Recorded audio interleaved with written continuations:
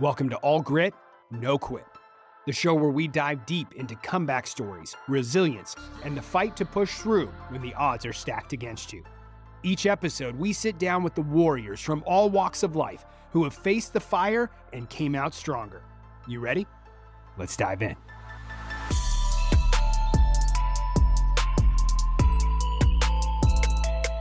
Welcome to All Grit, No Quit, where we dig into the stories of perseverance, drive, and determination. I'm your host, Tyson Lawrence. Today's guest is Coach Terry Nooner, head women's basketball coach at Wichita State University. Terry's story is one of grinding through the ranks of college basketball, from assistant roles to setbacks to finally earning the shot as head coach. His journey is a masterclass in patience, persistence, and never losing the sight of the dream. Coach, welcome to the show. Thanks for having me. Glad to be here. Yeah, man. Well, your name came, I'd heard your name a long time ago. We talked about this a little bit off air, and then it got resurfaced recently, and I was looking for some real gritty dudes to have on as my first guests, and a mutual friend of ours threw your name in the ring, and I'm so happy because doing a little bit of research on you, I think you got a great story, so I'm excited to have you share it. Yeah. So, what are some of the toughest challenges you faced? Well, let's start off with your basketball journey. Yeah. From player to coach to head coach at Wichita State. Give us kind of a snapshot of that basketball journey. You talking about, I tell this story a lot. So I was a person, star high school player. And, when I was thinking about where I wanted to go to school, I ended up deciding, I was a KU fan. So decided to go to KU. I had good grades and that kind of stuff, which kind of helped me kind of achieve my goals, but decided to go to KU. I walked on my freshman year to a team that was number one overall in the country. We were number overall seed who ended up losing in the Sweet 16 to Arizona. That's another part of the story, but decided to go KU. I was really kind of forward thinking. I didn't really understand it at 18, but I remember thinking what I seen from movies of college is you go to these big time universities, and then when you graduate, all these rich boosters just give you some little easy job, and you ride out in the sunset. You make a lot of money, not really doing nothing because you played at the school. And you play for Roy Williams, so he can always call somebody who can help you out. That's my little 18-year-old mind. And so, you go to KU, you walk on, you go through all the trials and tribulations. It's tough. But I think as you talk about grit, I think grit was really a big part of why I was able to make it through. A kid who, had a lot of success in high school, and then you got to go to KU where there's 9 NBA players, and you're the shortest on the team, and you got to get your butt kicked every day in practice when that's what you've always did to other people, and just to kind of fight and battle through that, and you get to. By the time I was, a senior, I was one of the leaders on the team and one of the senior captains. And it was something that to his credit, so Roy Williams kind of, I think, seen coaching in me before I really seen it. And it was something that he talked to me about after I graduated my senior year, do you want to get into coaching and that type of thing? And I told him I would never, ever coach. And the phrase, and I remember, and he laughed at me. I was like, Coach, when I got here, your hair was black. And I was like, now your whole head is white. And he just busted out laughing. I was like, coaching is too stressful and the players crazy. And I don't want to, that's nothing that I want to do. But I had a family member who was a big part of my basketball journey, who had a daughter, and he was always on me about coaching. And every year he would try to get me to coach his daughter. And so fast forward to 6 or 7 years after I graduated, I had did some volunteer coaching for Earl Watson, who's an AAU teammate of mine from Kansas City. He was kind of starting a boys program, and he just got me out there to kind of help out, and I ended up being the coach. And so my cousin, who was always on me at the time, he was like, now you can't tell me you would never coach again because you coached for Earl Watson, and I'm family, and so Corolla needs a coach. And I was like, I don't want to coach these little 6th grade girls. And so he's just come out. So I went out for a tournament, fell in love with the team. We made it to the championship game. And after that, I told him that we would be one of the best AAU programs in the country. I was naive and didn't really understand it. And started with the program. And 5 years after that, I was in college. I mean, now the program is one of the top Nike programs in the country. And Nafisa Collier, who played for Minnesota Lynx, like she played for us, like she played before I got to college. And so the program has produced a bunch of McDonald's All-Americans and Team USA players and WNBA players. So it's grown from 2007 to what it is now. It's kind of crazy. And so that was really what started my whole journey of a family member who just kind of stayed on me. He's a family member that forced me to go to Raytown, which was Trey's rival school. And so he was a big part of my life. And so I give him a lot of the credit for me getting here. Yeah, that's awesome. Yeah, Trey told me you couldn't guard him. But... no, he's gonna love it. He's probably gonna cut that out of this. But one of the things that interesting right away is walking on to one of the top programs in the country, and not one of the top programs in the country, but like basketball was like invented there, right? Yeah, Dr. James Naismith, any sports fan knows that.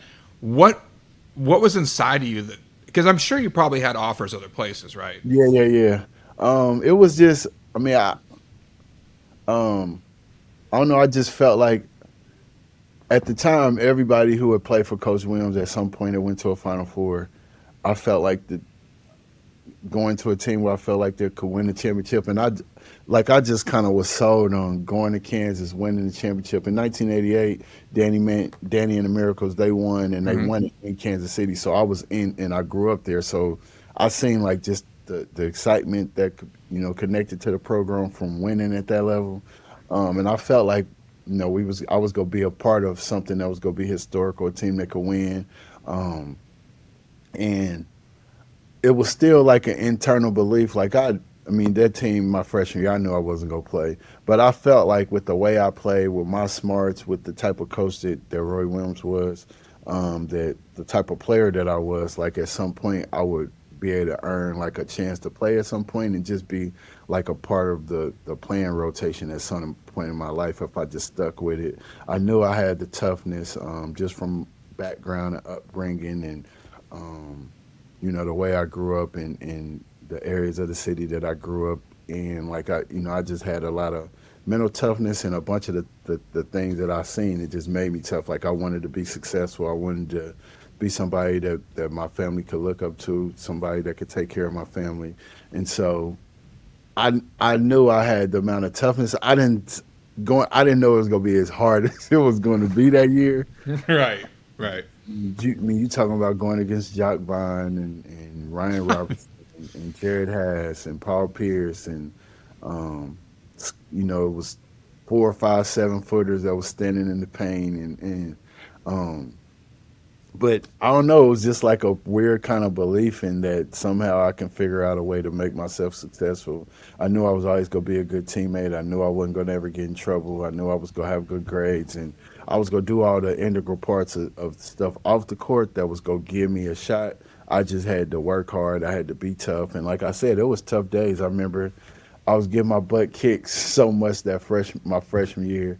And it was around probably the end of November, early in November. We've been practicing for a while. Coach Williams calls me in for a meeting, and I'm like nervous. I'm like, man, I've been playing so bad. He about to kick me off the team. I don't know, like, what's going on. And he calls me in, and I sit down, and I sit down to see, we greet each other. And he sits down, and the first thing he says is he told me he was proud of me. And I was like, and he was like, Terry, no, I'm proud of you. It's hard.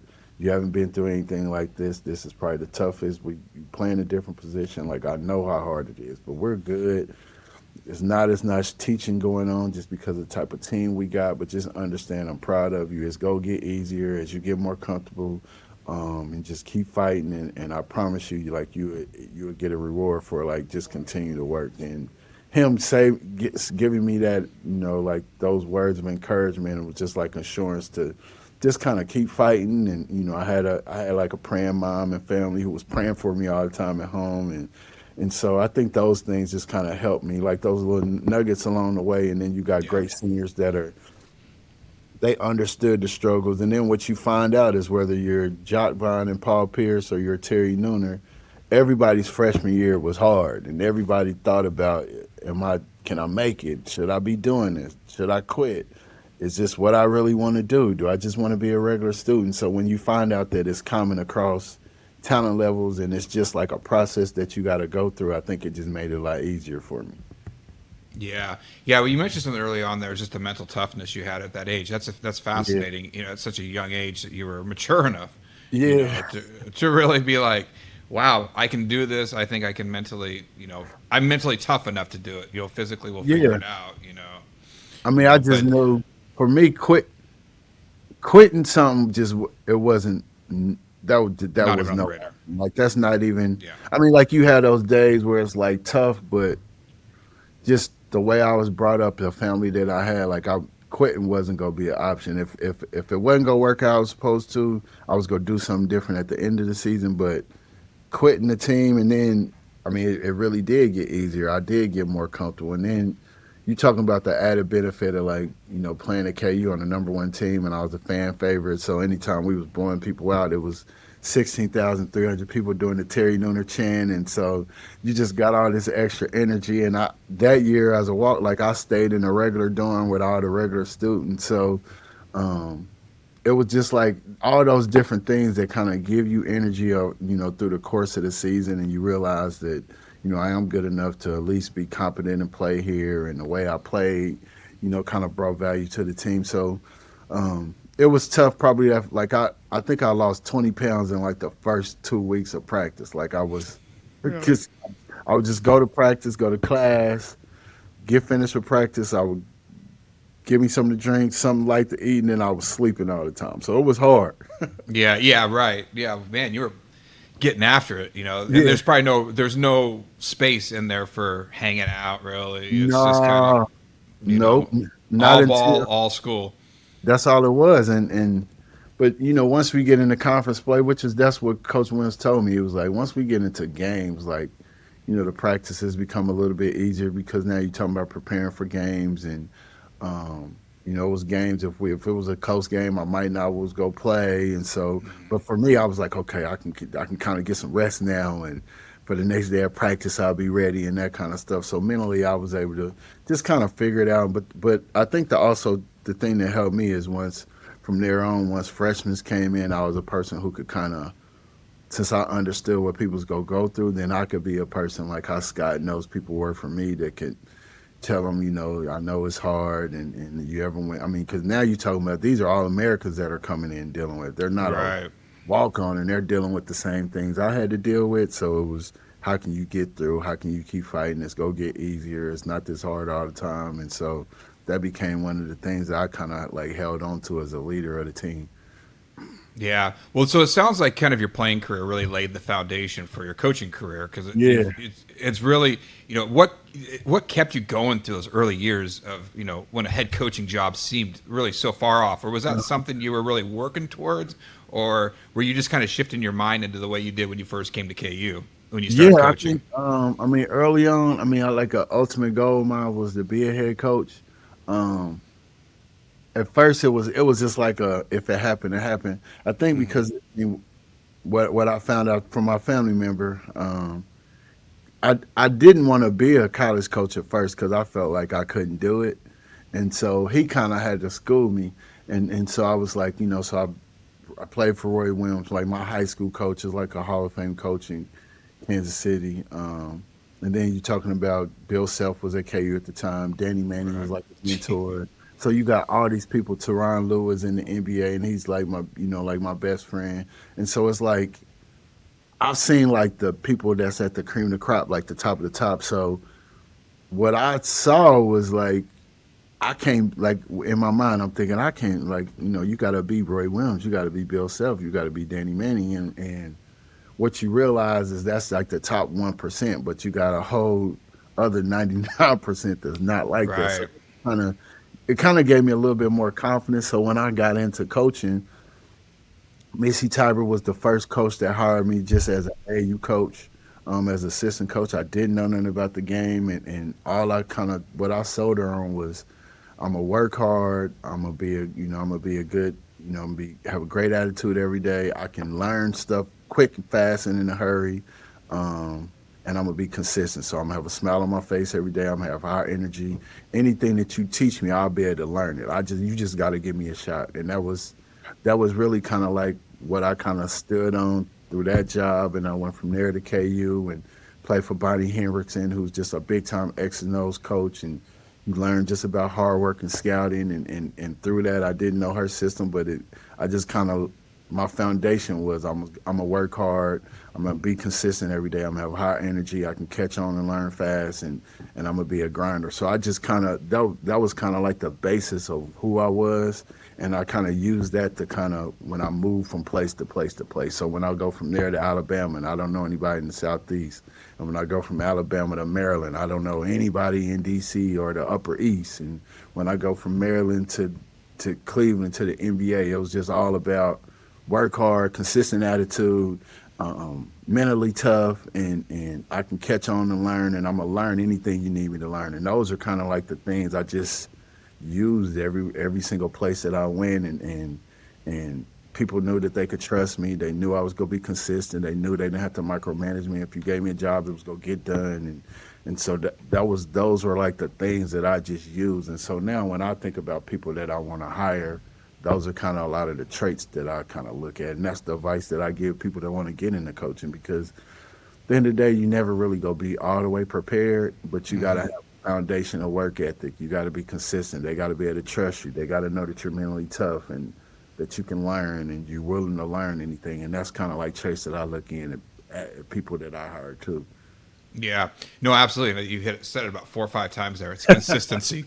I mean, really, it really is. It's consistency, and gritty people are consistent and they know what they're going to get. As a coach, you're looking for those type of guys. I do a lot of executive coaching and leadership and, building teams is, how, I've become successful in the business world. And those are the type of people that you look for. They're going to show up every day. They're going to be consistent. They're going to bring the right attitude. And they're just going to grind, right? And if you don't bring that attitude, then they don't know what they're going to get from you. And it's a lot harder to coach those type of people. Yep. It's almost, I mean, for me, it's almost, I feel like, and it's probably helped me in the places I've been. I never came in as like a know-it-all type person. Right. I think it's almost, for me, just as being like the boss and like a leader, I almost like those kind of people better that don't think they come in and know everything. Mm-hmm. Because no matter where you've been, no matter what kind of experience, it's not going to be like if you're coming to work for me, I'm not like, even if you came from Gino, like the way Gino's going to do stuff is different the way from that Terry Noonan or Don Staley these are like these are like the greatest of the greats, but it's just everybody's system and the way they run things and way they operate on a day-to-day basis is going to be different. So you need to be a person that's malleable and able to kind of fit in and kind of conform to different like cultures and scenarios and that kind of stuff. And that's why I've been able to like be successful in a bunch of different places with like all the coaches that I work for, they're like all totally different. But you just use like my basis and my foundation for who I am and how I am, and you just kind of fit it in to wherever you worked at. Yeah, and you probably take a little bit from everybody. Yeah, and I make take it. Yep. Like I was the first time I had a game, I looked like I wrote my little stuff that I wanted to write on the board that you kind of go over before the game. And it was like when I looked at the board, like I took a picture of it and I was talking to one of my staff and I was like, that part right there, that's from Bonnie and that's from Brenda at Maryland. That's from Coach Williams and that's from Christie, Alabama, and this is from this is from T Lou. So it was like my board looked like 7 different coaches that I had worked for, and that's all the stuff that I do. I've taken stuff from everybody that I've coached with. So I'm a kind of a big mishmash of like 8, 9, 10 different coaches that I've been around throughout my playing career and coaching career. That's awesome. I love that. So what about what would you say probably your biggest challenge was while you were doing that? You're coaching your career kind of just because you were all over the place and you were taking a lot of different stuff. What was kind of like, what place did you feel like you kind of was challenged the most or you were faced with the most adversity? I would say probably, different challenges in different places. I would Sure. say so working at Maryland was tough. you going from the like a SEC, like I said, I don't even been to the East Coast probably once in my life, once or twice in my life. So now you Yeah, I'm moving a there. West Coast boy, so it's like Yeah, East Coast is foreign land to me. yeah. So you moving to DC, like I knew some people on the staff, but I didn't know the coaches, I didn't know the high schools, I didn't know and they were coming out back to back Final Fours with like a veteran team, kind of similar to when I got to college. Basically, it was a veteran team, fresh off two Final Fours, two of the players who were top 8 or 9 picks in the WNBA draft, 5 kids on the team that were like pre-med majors. So these are like bright kids that were great basketball players. You go into a different region. They got the coming in with the number 1 recruiting class the next year, and so I think that was a challenge. Just kind of like it was almost like the test, like all the stuff that I said, like that I'm adjustable and all the stuff that I mentioned earlier. Like, is this go work still like at a higher level? And that was, I mean, I used the same stuff out there, and I just got in and created authentic relationships. So I would say there was a challenge. I would say going from Maryland to the NBA was a challenge because now you're going from, like the women's game to the NBA game and trying to learn it and what you find out with those guys, if they feel like you can help them make them better players, they don't care where you from, who you coached, but coming into it, it's like now you coaching the best of the best, and these people are famous and stars and world champions. So I would say those are probably my biggest challenges, and then probably going from the NBA, then we got let go, and I went to Texas, and just the lure and the how big Texas is, and Right. they win in all the sports, and it was a great program coming in, and the coach I worked for there, Karen Aston, she just threw a whole bunch of responsibilities on me that I had never really had before, and um, pushed me out there and challenged me as a coach, and that was really the first time I really probably start this to make the transition to being like more of like a higher level assistant coach than just like like a recruiter and that kind of stuff. Like I was the defensive coordinator, and she gave me a bunch of responsibilities and the stuff I had to do and game planning and that kind of stuff. So being at Texas and understanding the pressure of Texas was like a huge challenge. Yeah, I've been spending a lot of time out in Texas recently, and they're right. Everything is big in Texas. Big. I mean, Everything. in Texas, they want you like you're not coming in. I mean, they want everybody to win championships. It's not You're not coming into Texas saying, we hope we can make the tournament and maybe we can win 20 games and no, that's not when you go there, like you feel it when you walk around, when you talk to people, when you talk to the fans, when you're at meeting with the athletic director and administration. It's about how can you bring championships to Texas. So that's just a whole nother challenge in itself. And I mean, they give you all the resources, they got all the money, and those people, they want championships. Yeah, they don't play. So you kind of touched on this a little bit. Where I heard you say we. Now we're gonna get into family here. Now I think between coaches' wives and entrepreneurial wives, they need they like need their own support group. Because Yes. they're very they're holding down things at home, and you're moving around a lot. How did you balance that family, the career and the grind of the coaching life as you were coming up? Yes, I mean it's a challenge. So I mean, some of the stuff I've learned, and especially now as the head, it's been a lot easier.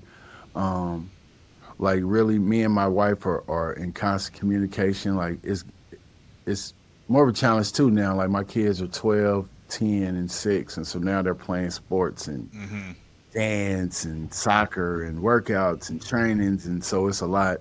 It helps that my wife, since I started coaching, she was a teacher, and I give her credit all the time just because she told me to just take that first job and let's just figure it out. And we were separated for a little while, and then she stopped teaching, and then we started having kids. So she's been like a homemaker throughout my coaching career. So that just kind of takes a lot of pressure off of me because it's a lot of stuff that she can do. And like even times during COVID where people were struggling. So I mean, we homeschooled our kids. My wife was a teacher, so it made made that process easier and less stressful. But for me, it's just trying to be in a bunch of communication. Like I make sure she has my calendar at all the time, and schedules, and she's in constant contact with different places where there's a secretary or the here's my director of ops and that, like, so she knows what the schedule is, and she knows that I'm serious about my job, and usually I make sure I don't miss stuff in the off season where we're out of season. Like, I'm at all the practices, I'm at the games, at the everything, and then I involve them in a lot of stuff. Before my kids just started going back to public school last season, but before that they were still homeschooled, and so I would have her, like, they would come up to watch practice, and I worked before I was a head coach. Like, I worked for coaches who really loved and value family, so that kind of helped too. But so having them come to practices and just be around me when I'm at work, I think helped. Or them popping up at lunchtime and bringing me a sandwich and some Doritos, Right. and stuff like that. Where we can still 30 minutes or 45 minutes just hanging out. And usually when I get home, I kind of like shut down everything and like for the first few hours while I'm home, and then after they go to bed, if I got to, the film watching and all that kind of stuff I do late at night. And so that's really been the best way we've been able to see success. And I think my kids, they understand the job now as they've gotten older, and so they understand when I'm gonna be there, I'm gonna be there. If I'm not there, like, I'm trying to FaceTime and watch through the phone and watch a game or Yeah. practice. So that was just being in constant communication, but really having a person who I'm married to who understands what my job entails and is not on me about missing stuff, and not making me feel bad, because she understands, like, that I want to be at everything, and everything I can be at, I'm at, and just Yeah. make she has my schedule, and sometimes she communicates with my staff better than me because I can be a lot of times I'm very forgetful, and so she can schedule me doctor's appointments, and just based on, she'll look at the schedule, and we got like different apps that has like our calendars and stuff, and I make sure every time I get a hand one, I give it to her. And so if it's doctor's appointments that I need or she has to be at, and so we just kind of make sure we stay in constant communication.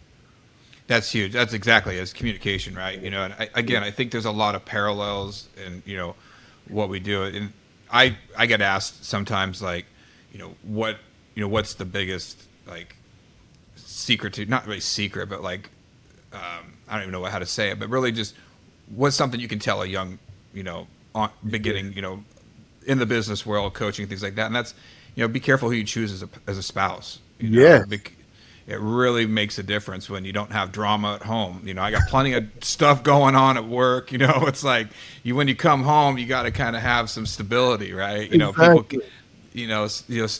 doing all the setting up of appointments and stuff like that, and just kind of Yeah, communicating with your staff as well, because it just makes it so much easier and just supportive. Because yeah. you want to be there, but it's like you got a big time job.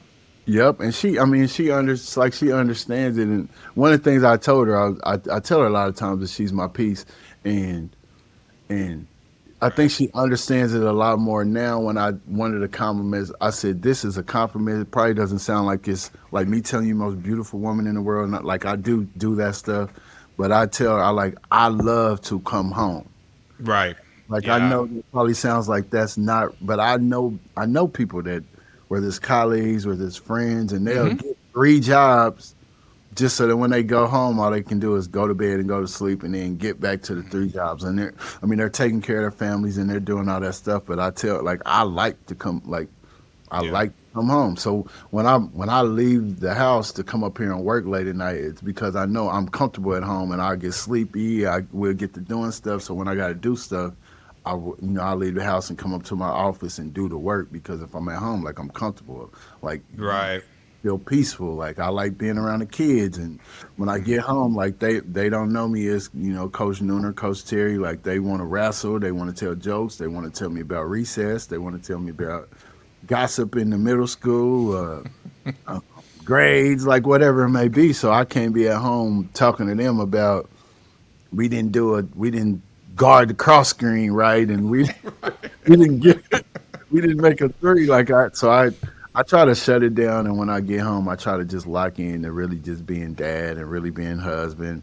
Usually, a lot of times, me and my wife, like, one of our things we do is we watch different shows, and so we'll Yeah. put the kids to bed, and we might watch an episode or something, just as like our little a long time, and then as soon as I feel her fall asleep, then I can kind of sneak away, get back to get back to We live very similar lives, Terry. work. Yeah, you're talking. I'm like, this sounds so familiar. Well, that's great. I think it's really important. Like I said, it's just if you want to be successful, you've got to have support, and Yep. especially as a father, and as a coach, and Yeah. that's a role that you got to balance and find a way to do it. And the only way to do it is really through good communication. And I'm Yep. sure being a coach, communication is kind of top tier anyway, right? It is, and sometimes like for me, I mean, like she knows me so well. So like, there's been times where I'm laying in the bed at night, and I'll wake up and she got her hand on me, like she's praying on me, like she can just feel when I'm Feel you stressed, coming. even when I'm not, because I don't try to take work stuff home, and that's Sure. something that I've learned too. Like me sometimes feeling like I don't want her to be worried about me can shut her out sometimes because she wants to know. Like, I would take it as like if she asked me questions about the day or how was practice, or that she's kind of grilling me, but it's really like she's invested in my day. She really wants to know what happened in practice, how Just did taking things your go, temperature. yeah, who played well, and like I couldn't beat her, but like she wants to know these things, and it's Yeah. not like check in, but it's like really for her information. Like, cause I mean, she's connected with the players and she checks on them, and like she knows, like if it's a day I've gotten on somebody, like she'll go behind me and text him, "Hey, I know he's crazy, but tomorrow he'll be better." And so she I can love do that. those things for me too. But um, my home life has helped me a lot just to like deal with stuff and to get through situations, and like I said, like I can go home, I can be a dad, I can be a husband, and be normal, and then when I get back to work, it's time to get back to work. Love it. Well, and especially since you've kind of seen that before, as Yeah, other places, the family being a priority yeah, for other coaches, and like yep, you said, I'm sure, I know coaches and I know business owners and entrepreneurs that just they're just so intense. They burn the candle so hard that they leave hmm, that other part of their life kind of by the wayside, and so to have somebody embody that for you and kind of see that, oh, you can be successful and be a exactly, good family man, that's important. And yep, then you push that down to your coaches and your mhm, players and things like that, so that kind of keeps going on. yeah. So what are some of the lessons then that you kind of about perseverance that you can bring to your players, that you talk to your players about? What are some kind of common themes that you work with them on? I mean, I think the biggest thing that I try to explain to them, especially Um, like I share my story with them. I talk to them about a lot of stuff that I've dealt with. I allow my coaches to share, like different tough things and obstacles. Because a lot of times with players, they see you as the coach, or like me especially. So I smile all the time, like I'm jovial, like I crack jokes. Like um, family guy, got a great family, got a great wife, like things are good. But people don't. Sometimes if you don't tell them, like they don't know like all of the things you have to get through. Right. So that's stuff that I can share with them. Like I can share expensive experiences of struggling in college and how did I get to. And I have coaches who can share experiences from tough things they deal with. So I think for me, it's just a lot about sharing my stories and letting them know. I had days where I would get home from school and the lights is cut off, or we didn't have food, or the gas is cut off, or we're boiling water to try to take a bath, and then I still got to go to school, and we're being embarrassed, having to go to the store and buy some food with food stamps, and back when there was actual Yeah, money. it wasn't on a little card Yeah, or I anything. wasn't a car where it looked cool and you can, like, you had to pull it out, Yeah. and even in my career, I started coaching those little girls in 2007 that summer.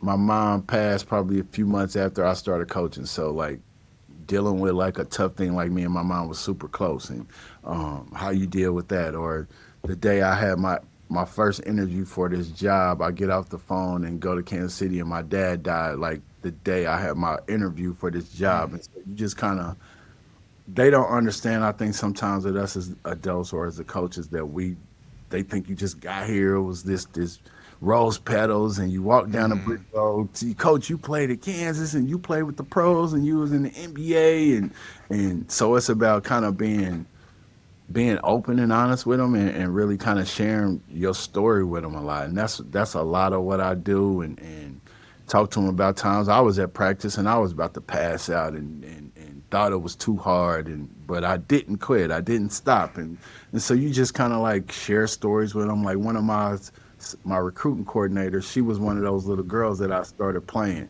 And so she can tell them, like, like, I know, because coaches, like, we thought coach was crazy because he smiles all the time, but then he can go hard.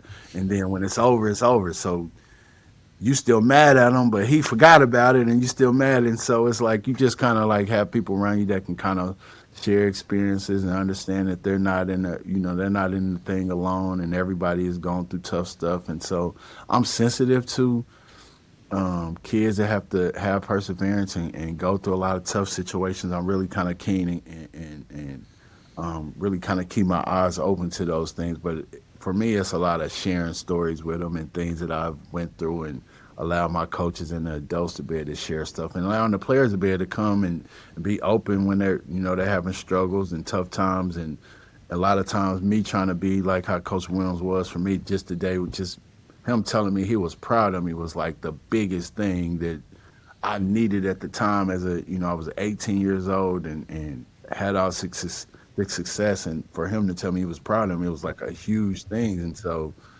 they act tough and they act like they don't want us to be around them and they don't need no help. But at the end of the day, I think they still kind of crave, like the love and the support and that kind of stuff. So that's what we try to do. That's amazing. I love that. I think that's one of the important lessons you need to learn, is that, again, being consistent and keep moving forward while there's chaos happening all around you. And people that can stay focused, stay consistent while they're we all got tough things going on in our lives. Some tougher than others in different phases of our life, but you still got to kind of go to work. You still got to kind of stay focused. You got to, keep pushing forward. And learning that at a young age is very valuable. And I think that's what sports is so great about, right? Because you can you could have a tough family life. You could have a lot of stuff going on at home, but then you can come find that peace on the court, and stay focused on whatever your sport and what you're doing. So it's important that you tell those stories. Yeah, and I think it was like a lot of, I say this a lot, like basketball for me was like it was really my safe haven. So during those 2 or 3 hours of time, whether I flunked the test, whether my girlfriend broke up with me, whether my lights was cut off at home, we didn't have no food, whatever was going on, somebody passed away, during those 2 hours, I had something that I could lock in on, and it almost became like an escape from whatever was going on. And that's been how it's been even as a coach. Like the time that we get to spend with the people on the court, like you can kind of block out everything you got going on, because I think a big part of grit and being successful is you got to kind of be able to compartmentalize things too. Yep. And you still, like you as a business owner, me as a player, or like NBA players, whatever it is, like if this is the mission and this is the goal and I got to win this game, or this is the game, like people don't care about all of the crap that you got going on. They care about, are you going to be able to perform during that time you're supposed to perform. And so you got to be able to compartmentalize. It's kind of a weird, kind of crazy psyche that you got to kind of. You're right. Yeah. But you want to have success and you want to be great. That's just something that it's a skill that you got to learn. So we try to put them through, like I put them through tough stuff in practice, or I have a day I just pick on a one particular person. I'm just on them all day just to see how they handle it, or I'm the referee at practice and I cheat on them with the calls, and they try to give me a look. I give them a tech, but so but then it's like you follow up, like, okay, like when we play on the road, we're gonna play Tulsa. It's gonna be a close game, or we gonna get all the calls at Tulsa. No. So it's like, so how do you handle this situation? You're not getting the calls. You feel like the rep is against you. You have this adversity, and I think those are things you try to transfer into. This is how you go get through life. You're going to go through tough stuff. You're going to have to make sacrifices. You not going to be able to be at everything. Like that's another thing. Like as a player, they want to be around their families all the time, and I get it. And it's like, but it's times like if you want to be great, you got like I gotta miss stuff. Like I'm missing games because I'm here with y'all. I'm missing my children's game to be here with y'all, and so these are like sacrifices you make when you want to go down this road of athletics. You want to go down the road of basketball. At the end of the day, you get the reward. Like y'all graduated with no debts, and you go start off life, and you used to playing on teams, and you used to get along with people from all over the country, and so those other 19,000 people that are on this campus would love to deal with the stuff that you think is hard and stress right now. Yeah, yeah. Well, and those are, and that's it. It teaches you so much, sports and college athletics or even athletics in general, and going into the real world, learning how to work with one another, persevere, and the ones that I've seen that you can't beat are the ones that can compartmentalize it, and whatever's going on in their personal life, they're coming and they're giving it, and that's a skill that you build through resilience, through perseverance, through doing hard stuff. And when you push through hard things, you build up this ability to, persevere while other shit's going on, right? It's true. Yeah. I It's remember. really, So we had a story. So my freshman year, we would do these scrimmages every Sunday night. It was at the time it was two freshmen. I was a walk on. My roommate Nick Bradford, he was the other freshman. We had all these scrimmages. We had like 6 20-minute scrimmages, so it was equivalent to like 3 real games with referees. And so you had the bench people against like the top 10 guys. And so for every scrimmage, whoever loses, you have to run like some type of sprint for it. So me and my roommate's team, we lost all 6 of the sprints after playing all of the games. So you got to run. And then Coach Williams made us do these. It's like 10 trips up and down the court in like 55 seconds. So then after we got done, he was like, okay, we got 3:55. And so we like, whoa. So we go through, we run the first one as a group, we make it. And so you running them in groups. We do the second one, we make it, barely make it. We get to the last one, and if you don't make it, like you got to keep running. You got to do it again. Get to the last one, try to sprint in, barely miss it, didn't make it. He said, put some time up. We run a minute on the clock. Do it again.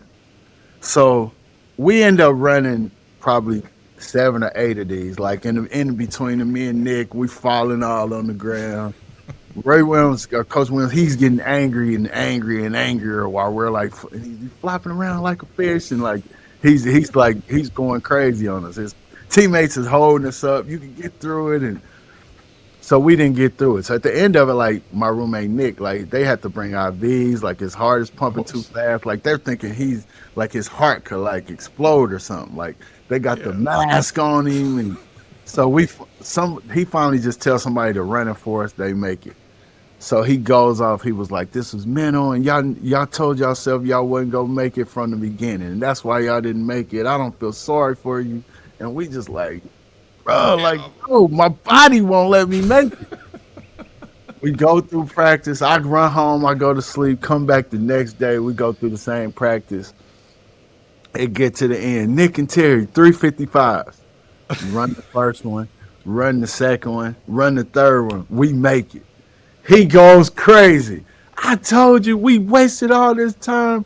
Y'all told yourself y'all couldn't make it. I told you it was mental. And so it was like, but me and Nick, after it was over, we was like, we are never going to let him do us like that ever again. So we got in more trouble that we made the exact running the next day because we wasted time the night before. that is But funny. again, he kept saying it was mental, and we were telling ourselves it's not mental, but and so that never happened again the rest of our careers. We never got to a point where we didn't make it, or we were the people that was the reason why. And so then we could kind of share those stories with the next crops of people as they came. Yeah. That's something that I tell my team, like, when you tell yourself you can't do it, you're not going to be able to do it. But if you get into a competition with me, or you say, I'm not letting coach beat me today, you won't lose these battles and these tough situations. So I share that story all the time when they act tired. I love it. I was just gonna say that's a great story to share with your team and your players, and just the mental thing, and the talk. I think that's also part of grit, right? Is that internal conversation you have, and that narrative that you have, and what you're telling yourself, and manifesting. And I believe in all that stuff, and visualization, and and really spending time understanding what you're telling yourself. Right? If you're telling yourself you're not going to do it, you're probably not going to do it. But if you're telling yourself you're going to do it, come hell or high water, you're going to do it, right? Yep. And it works out. So, okay, so the challenge, the journey all the way through to here, and you get that phone call. Yes. And you get your first head coaching job. What went through your mind? Just like I almost felt like it was like surreal. So Yeah. we have so I go through the process, like ended up going quicker than he wanted. My last conversation with my AD, we talked, and then he had set up a call for me to meet the president of the school. And so I remember telling my wife and the kids, I need y'all to leave the house so I can talk to the man. Like, I don't want, because my family is loud. But I want y'all to just leave. And so I'm talking to him. So it gets to the end, and he offers me the job. He kind of talks quickly about salary and stuff. So I tell him, of course I want to take it. I'm gonna go talk to my head coach about it, but like I'm locked in. And so when we get out the phone, at the time, I had an agent, so I wanted the agent just to kind of, look through stuff and make sure that everything was good. But I'm taking this job regardless. I don't, whether the agent said it was the worst contract in the world, I was gonna take it. You're right. It wasn't about the money at that point. Yeah, I didn't care. And so this is just talking about family. So when I hang up the Zoom, my wife busts in the door. Like, my wife is probably 5'5", weighs probably, I don't know, 145, something like that. Like, smaller woman. At the time I'm 6'1", I'm probably 230, 235. She busts in. So I'm thinking they're gone. She busts in the room, runs over to me, congratulates. She picks me up off the ground. She picks me up. Babe, I'm so proud of you. We both are like in tears. Oh man. But it was just like a combination of like just all of the like hard work that I feel like you put in. Yeah. Like you think about like I'm a believer in like God and like ordering your steps in prayer and like doing things the right way. And it's just like you go back to all of the times where you second guess yourself, or like I watch people that I know didn't do things the right way, and you like watch them and you see them in your industry and they're cutting corners and they're cheating, but it feels like it's like they getting ahead and I'm doing it the right way, and I'm family guy and I'm going home to my wife and I'm not doing like all the like I'm great character and accountable, and like I'm not cheating, I'm not doing anything out of lines, but and you think about like all the people that you kind of compare yourself to and all the different decisions that you made along the way, and dang, did I do the right thing of leaving that school at that time, or should I went there? Should I picked another school? So it's kind of a combination of like all the stuff that I did, and like I was making the right steps and I was doing things the right way, and I did it with integrity and with character, and I led with my heart first, and I did things that I looked out for others, and I made programs better, and so it was just like a combination of all that stuff. And you got it. Shoot, my dad, like I had the interview Thursday, I got offered a job Sunday. So then it's like my dad just passing away, and after that first interview, I didn't think I really did good because I still got that on my mind. But the AD, he understood, and probably I got credit just for still going through it with what I had going on, and right. Compartmentalizing what we were just yeah. talking And so about. it was like, so then you just got that piece of it. And my dad had told me a week beforehand, like, you about to get your own. Like, he told me on his deathbed a week before the job opened, like, you about to get your own, you about to get a new house, and I'm like, what are you talking about? And I wrote it in my notes, like I keep it in my phone. Like and a week later, this job opens up, and then 2 days after that, I'm having an interview, and he passes, and then 2 days after that, I'm getting the job, and so it's just like, it's just a culmination of all that stuff. You look at your wife who made all the sacrifices to help me get there, and kind of just like putting her career on hold to be there for me, and making your kids proud. And at my press conference, my kids said that was the first time they ever see me cry. Like I had a little sister that was there that she had never like seen me cry before, and it's like just all of these emotions and all of the Yeah. work, all of the tough stuff you had to go through to get to this point, and wondering if you were good enough or am I making the right decisions and so forth to be able to get to this point. It was just like overwhelming, honestly. Yeah, I can imagine, and that's what happens when you're gritty and you grind Yeah. and you do the right Uh, things. And that's on the other side of it. That's why I tell yeah. everybody too is like what's on the other side of whatever you're pushing through is so Hmm. sweet, on a number of levels, right? It allows you to um, have people that care about you see you succeed, and you can thank them and the gratitude and all that type of stuff. And it, obviously you got to give yourself some time to kind of enjoy that. Yeah. Otherwise, what's it all worth, right? And Yeah. then I mean, you got to get to work the next day, and get Yes. after it, But at Yeah. the same time, if you don't allow yourself to kind of enjoy what you've been doing and grinding all those years and making those tough decisions and trying to do things the right way, right? Or not even Mhm. trying, just doing the things the right way, even if it's not going to advance you, just being Yeah. patient and persistent. Yeah, I So, remember calling Ty Lue. So I called him. I got offered a job. It was a Sunday, and I called him. So they were playing Phoenix in the playoffs. We was with the Clippers. They had just won game one. They were like some all team like dinner or something. And so I called him to let him know. And I mean, he's in the NBA. He's a championship coach. Like, but we mhm. best friends since 17 years old. And I know all his staff because we all work together. I'm part of the staff basically. Sure. And so I was like, man, I just talked to the dude of Wichita. I was like, bro, they offered me the job. I'm gonna be the next head coach. And like he starts screaming and then he's telling her, no, just got the job. And it's like you hear these guys in the playoffs in Phoenix in like their meeting room.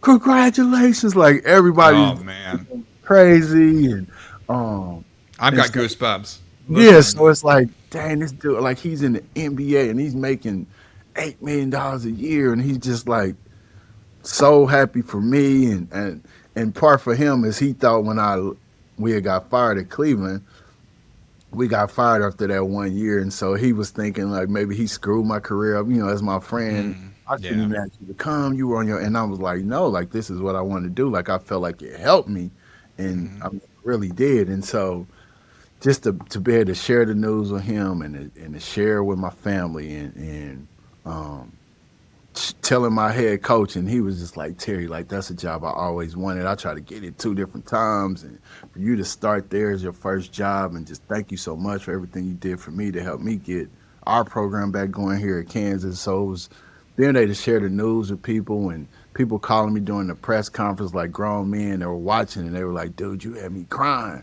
just watching like the press conference. And so it was just a whole, it was a culmination. I heard a coach say, I don't know, it might be Patino or somebody who says like everything you want to dream is on the other side of hard. It's You like, bet. and I don't know which coach I've heard said, and that's, it's truly like what it is. And you don't realize it as you're going through it, and you don't know what the feeling is going to be like. And you just think about like all of the tough stuff that you had to go through to get to this particular point, and then it's like, but then like the competitor and the person in you is like, this is not like it's gonna be more. Like I More. got more. Like I wanna, like I watched Don Staley's first press conference in South Carolina, and she talked about winning national championships, and I know coaches like were laughing at her because South Carolina was like one of the worst programs in Division 1, and to see what she's built over 15 years, 20, whatever has been the time, and she's done exactly what she said she was gonna do. And That's so amazing. that's just like, for me, that's like a person that I look to, not like from a pure coaching, just from a mindset, from the power of Yeah. your words and visualizing, and you believing in yourself and not letting other people cloud your vision and that kind of stuff. And so that's kind of what I truly, truly believe in. Yeah, no, that's amazing. That's a great story. That was. Now I want to talk real quickly. We're gonna wrap it up here, but I'm curious about this because when you do reach the mountaintop, and Yeah. and there's another peak to summit, Uh-huh. at some point. But was there any imposter syndrome? Did you find yourself kind of faced with some of that once you finally got that job? Yeah, I think it's a lot of like kind of disbelief and like still as much as because I'm super duper humble. Like Right. I mean I'm regular. Like like I brag. Like I tell like I'm regular. Like I don't Right. walk around like I'm Mr. Head Coach or Right. like and so I'm humble. Like I do anything, and so sometimes it's still like trying to understand like I'm at a different level and like it's stuff that I probably shouldn't do like because I mean I still go pick up the suitcases, I'll run and wipe the floor out, so it's still sometimes like dang I'm like the head coach and like dang I'm like the boss and like Right. you don't like I can't like you can't do everything. Like it's people that Right. you hire to do these jobs and because when you like as assistant coach, like everything people tell you, like your job is to make the head coach look great. And Right. so your job is to try to keep problems from the head coach and so they can like do their job. And so like I'm trained 12 years in like that kind of mindset. I'm a natural like I'm a natural servant person. Mm-hmm. Now it's like trying to figure out how to be like a servant leader in a sense of like Right.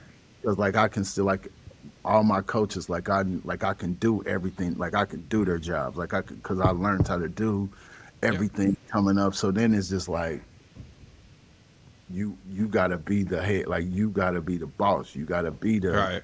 and so like sometimes it is even to this day it's like sometimes it's like dang like I'm the boss. Like sometimes I get special perks that I'm is kind of Yeah. hard sometimes or like a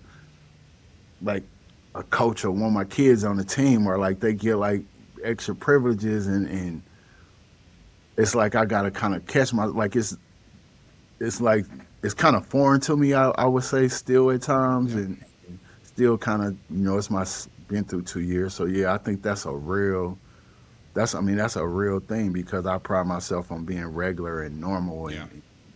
and not want to be above the fray and Right. I mean it's people that have met me and I've talked to them, different coaches or whatever, and they ask for advice and I talk to them and they'll go back to my coaches and talk to them and didn't even know I was like the head coach. And they go, oh my, like That's the best. he was, he's the boss. And they're like, yeah, like, man, he just acted like so. I mean, he gave me all the advice and he was normal and he didn't act stuck up. And it's like, that's but Yeah. I think that's part of why I got here, just trying to figure out how to be a servant leader. I think it's something that I kind of work through and accepting what it is because I think I'm here for a reason and I'm supposed to be here. And so it's just trying to figure out how to be me within this space. Yeah, absolutely. I mean, you hit it right on the head. I mean, you get in that grind mindset and you just become one of the things, your role or whatever, and then all of a sudden you pop up and everybody's looking at you like Yeah. you're the one in charge and you're like, oh shit, like I thought I was, you know, I got, yeah. And then you got to kind of adjust to that, right? And Yeah. and how other people view you because you still view yourself as the person, you know, Exactly.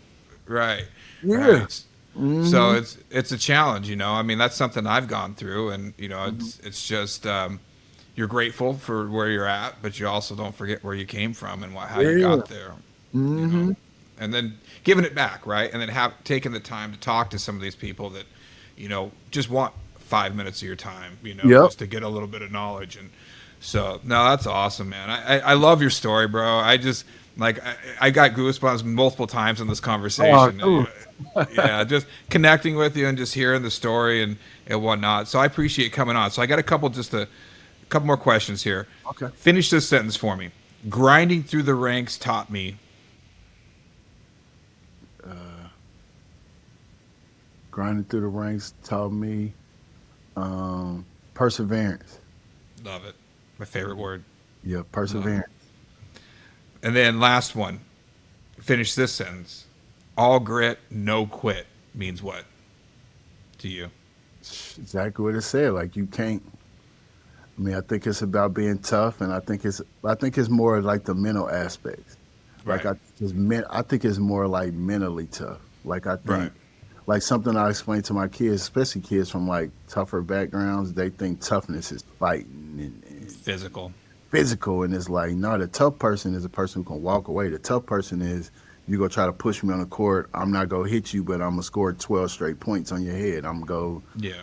like, I think it's more like, for me, I think the grit and the no quit is like my mental toughness has been, and I'm physically tough.